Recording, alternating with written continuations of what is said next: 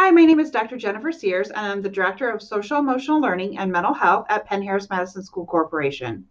With me is part of our amazing mental health crisis team, which includes counselors at all three middle schools, our Director of Counseling at the high school, as well as a longtime community partner with Youth Service Bureau.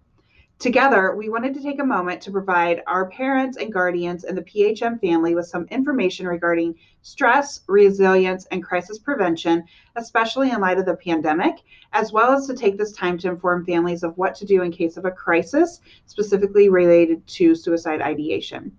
But before we get started, I wanted to have each of our participants today introduce themselves to you. All right. Hi, my name is Autumn Stout, and I'm a school counselor for students with the last names A through K at Montgomery Middle School. And my name is Tiana Ward. I am the school counselor for students with the last name L through Z at Discovery Middle School. Hi, I'm Stacy Beck, and I am a school counselor at Schmucker Middle School for students with last names A through K. Hi, I'm Andrea Brewer. I'm a school counselor at Schmucker Middle School for last names L through Z. Hi, I'm Nancy Black, and I am a school counselor at Grissom Middle School and work with students with the last name A through K.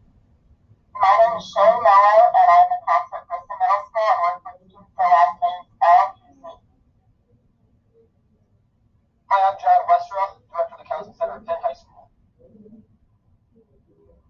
Hi, I'm Lori Ellis. I'm the supervisor of the Youth Development Specialist Program of the Youth Service Bureau of St. Joe County. In order to provide more information, we want to talk about stress and COVID and feelings of anxiety and ways we can manage all of that, especially within our window of tolerance. We also want to talk about ways to build resilience through all of this by being self-aware so that we know when we need to self-regulate, which will help us connect with others in order to have improved social emotional functioning and have opportunities for growth. Finally, we will briefly cover crisis prevention, especially so our families have some information about warning signs and what to do and where to go to seek help should they need it. So if you remember, earlier in the fall, we talked about stress management and we had a virtual panel on stress. And you probably remember that our bodies are really equipped to handle stress, and that helps us survive.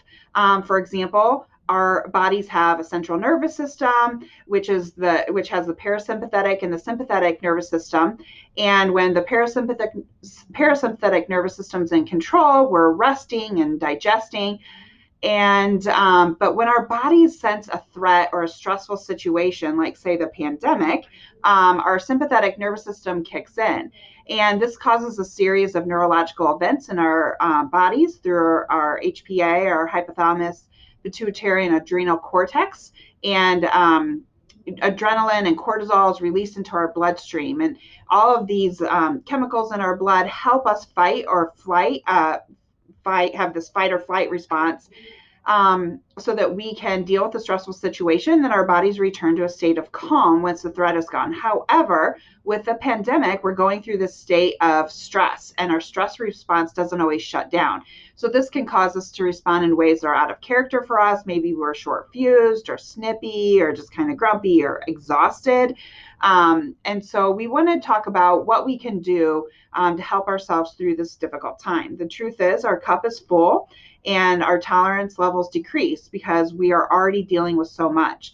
So the added stressors, such as the isolation we may feel or the frustration or sadness we feel about not being able to be with our family, for instance, maybe during the holidays, can add stress to our lives.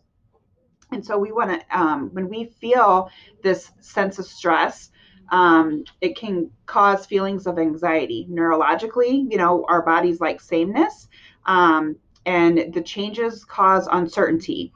This, can cause us to ask some like what if questions or what will happen if, and that kind of makes us feel like we're losing a sense of control, or maybe we're frustrated that things are happening outside of our control. And we might start to worry or become anxious about things that we can't control. And when this happens, it's important for us to recognize, number one, that what's going on within our bodies and within our minds, and also understand that there are a lot of people out there who are feeling this way right now.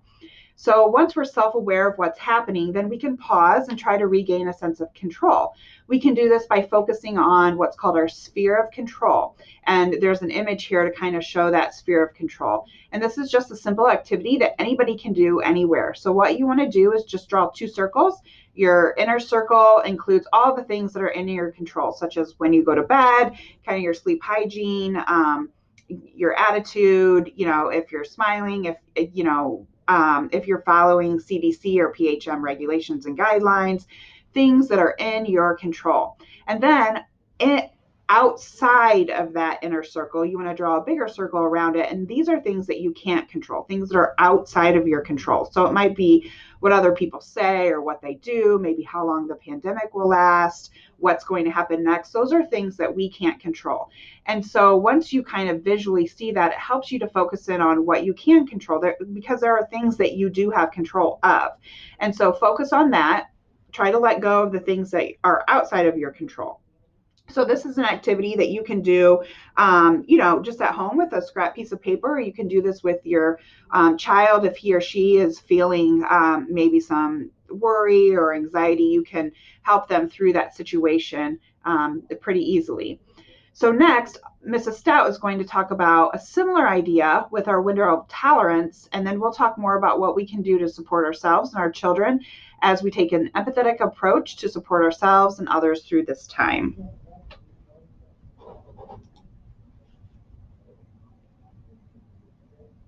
Thank you, Dr. Sears.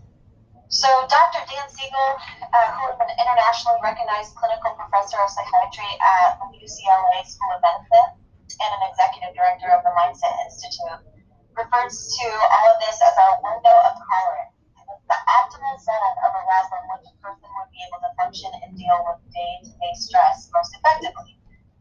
A window of tolerance is basically a window of how much stress we can tolerate before we lose the ability to process and handle what we're facing. I'm wondering how often you have watched your own children struggle with being able to tolerate what's happening right now. Ever hear of the straw that broke the camel's back? That straw was outside of the window of tolerance. So when you're in your window, your body and brain respond normally and healthy to stress and adversity. And the image in this frame here, the yellow line represents the nervous system and hormone activity. Our body releases hormones to keep us as level as possible, keep us in a homeostasis. If you're in a state of hypoarousal, your freeze response is activated. You feel numb, disconnected, disassociating from life and feeling. You experience memory loss, feel fatigue, not present, lack, and mainly reacting out on autopilot. You're in a state of non-reaction and unable to feel after stress or confrontation. Again, maybe you have seen your own children have behaviors that fit in that zone. If you're in a state of hyperarousal, your flight or fight response is activated. You feel anxious, overwhelmed, angry, full of rage, desperate to regain control, chaotic, compulsive. You cannot react to stress with logic or reasoning. It's as though that prefrontal cortex, in a disconnect with the rest of the brain. You cannot use your logic and reasoning. You're in a state of overreacting and unable to calm down after stress or confrontation. Once again, we're talking about being able to be empathetic with our kids, and maybe as adults we've experienced this as well. And this is just trying to explain more of the science behind all of that. And due to COVID-19, we've been experiencing a marathon of stress. Many people are experiencing what Canadian researchers have just coined COVID stress syndrome. So the key here is empathy. We just want to encourage all of us to respond with kids, respond with others with a great sense of empathy, which includes just listening first when our kids express what they're feeling. If we can even get them to express that, that is good. Dr. Siegel, who I mentioned earlier, says, name it to tame it. And then also, Dr. Erin Leonard, a local psychotherapist and award-winning author who has kids in Jeff, she offers great suggestions for how to best empathy to your kids by, again, listening and validating how they feel and giving reassurance. So these are things we can practice practice, and the more we practice them with our students, the more it becomes habit. And also, pass the on kids as we continue in these slides, the way to practice good habits for addressing. We've talked about the idea that we might feel some stress and anxiety due to the holidays, and this year with the COVID, that may be elevated. Thinking about our sphere of control and window of tolerance can help us and our children.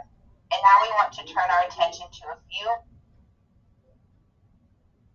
more ways that we can cope during this time, as we look at ways to build resilience through self-awareness, self-regulation, and connection with others. Then we will talk about ways to support others who may be in crisis and exhibiting suicide ideations.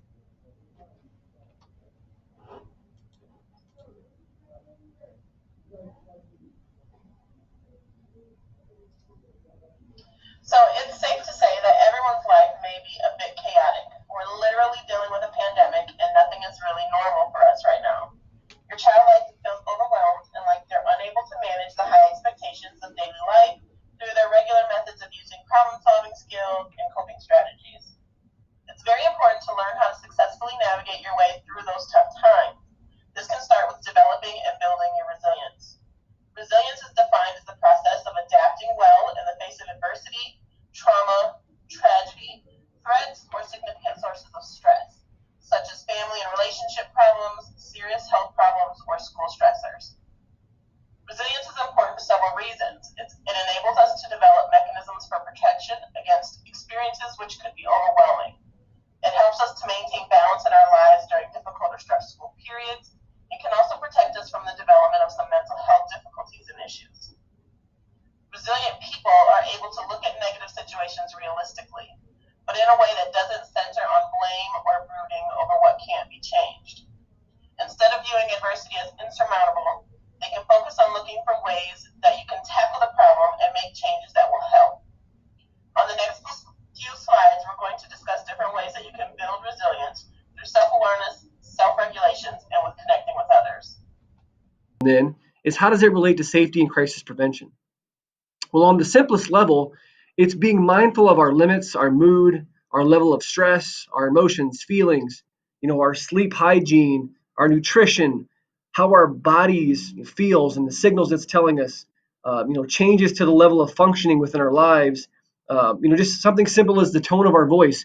All these things, you want to be mindful, these are red flags. And really how it relates to safety is when we have these red flags, these risk factors, we're kind of monitoring ourselves, we're monitoring these alerts, and really what it's telling us is that we need help and support. We need to seek help and support. And so the threshold at which we can no longer function at a healthy level, that's the important thing to be recognized by an individual. If we can be cognizant of that in one's self, then those red flags, the changes in mood, the changes in the level of stress, if we can be aware of those things and know when we've reached a limit where we can't function anymore, we need to reach out for help. That's very important. That's being very self-aware and reaching out for help as needed. Oftentimes, with friends and family, we see this in others before we see it in ourselves. And so we are very aware of how others are feeling, how they are doing, and we respond. But many times we don't feel or see those things in ourselves, and we're lacking and delayed in reaching out for help or taking the steps that we need to be safe. One simple way that somebody can kind of keep track of that and for our students to kind of keep working on that is just a simple stress check. As you look at the image down at the bottom of the screen, just being mindful of how stressed one person might be is a great way to be self-aware. Maybe one day they're feeling very well, the level of stress is very low, things are going well, and there's not really much to worry about. But maybe 2 weeks down the road, things have changed dramatically. We have high levels of stress, and we do need help and we do need support. And so something as simple as monitoring stress is a great way to teach young people how to be very self-aware.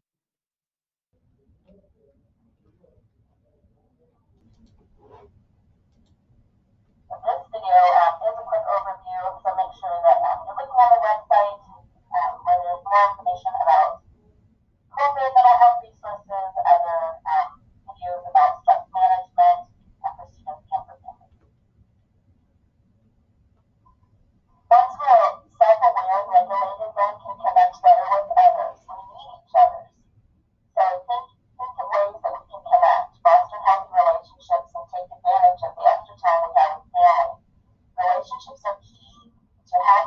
emotional, psychological, and social well-being.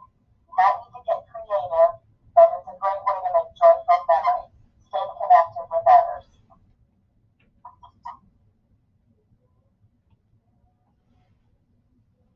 Tragically, suicide rates are on the rise, and because of this, we want to equip our families with information for suicide prevention.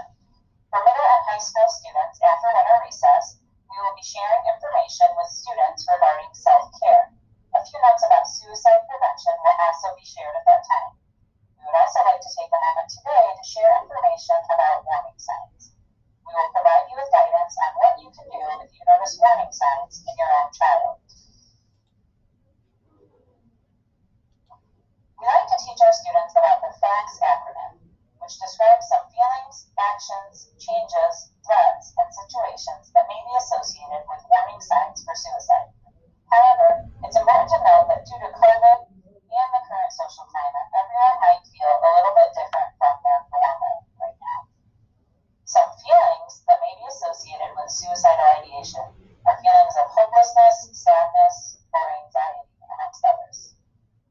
Some actions or events might be if a person is talking about death or has increased aggression, along with some others listed here. You can also look for changes, like in personality or in sleeping and eating patterns. Other changes are described here as well. Threats that may be associated with suicidal ideation are making suicidal gestures, giving away items, or even sharing a plan. Finally, there are situations that you want to look out for, like recent losses or getting into trouble. It's important to take note that experiencing one or even a few of these does not mean someone is definitely having suicidal thoughts. However, if you notice a combination of several of these warning signs, you might consider intervening.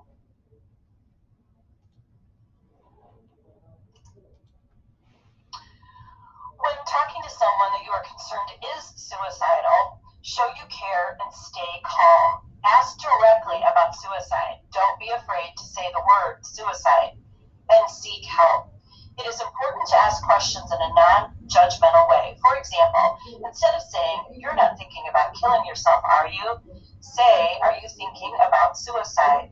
Without imposing any judgment or criticism in your question, you are more likely to get an open and honest answer. In the slide, you can see other examples of how to ask and how not to ask. In the next slide, we will share some resources, especially if we are at home. During the school day, your child can reach out to their school counselors or the youth development specialists. If you are interested in more information on this, please reach out to your child's school. If you notice any major warning signs that may suggest suicidal ideation, seeking help immediately is vital. During school hours, counselors and Youth Service Bureau developmental specialists are available, but there are also community resources available. This is not an exhaustive list here by any means, but a great place to start. It includes community resources for family, including general needs, as well as counseling services and crisis intervention services, especially if you're concerned about someone hurting themselves or others. If you are concerned about possible suicide ideation, take every instance seriously. Do not leave the person alone. Offer help and hope, listen, and seek help immediately. And of course, as a parent or guardian, you can also unconditional love and support to your child. Finally, there's also the Safe School Helpline where you can go to report concerns if students are feeling or you notice suicide ideation or other concerns, including bullying or social emotional concerns. The district receives this information and then can follow up for those involved. If you or someone you know is in need, do not hesitate to reach out for help. We know life can present challenges, especially when times are changing, but you are tougher and together we can get through it. Please take care of yourself and each other and reach out when in need. But once we are self-aware, we can be proactive or reactive to implement a regulation strategy. This is what we call self-regulation. There's behavioral self-regulation, which is acting in a way that's consistent with your values and beliefs, not in the way you feel in the moment. So for a parent, that might mean using a calm voice and talking with your misbehaving child, even though you're really upset. For a student, behavioral self-regulation might mean doing a difficult assignment because you know it's the right thing to do, even though you don't feel like it. Then there's emotional self-regulation. That's the ability to calm your own anxiety, tell yourself you can get through this hard task, keep your mind and emotions stabilized even when you're stressed. So we are teaching our students now, even at really young ages, about these zones of regulation, this graphic at the bottom here, how to recognize how they're feeling, name the feeling, whether they can just say they're in a certain zone color, I'm feeling yellow, or actually naming an actual feeling like anger or frustration. And then we're teaching them how to cope and calm themselves by counting to 10, by deep breathing, by walking away from a stressful situation, finding an activity to bring them a sense of calm. You can check out our SEL webpage through the PHM website for more information about these kinds of coping strategies. This tool has information about zones of regulation, information about other mental health resources, area resources. There's a video on stress management and other COVID mental health resources for students and families.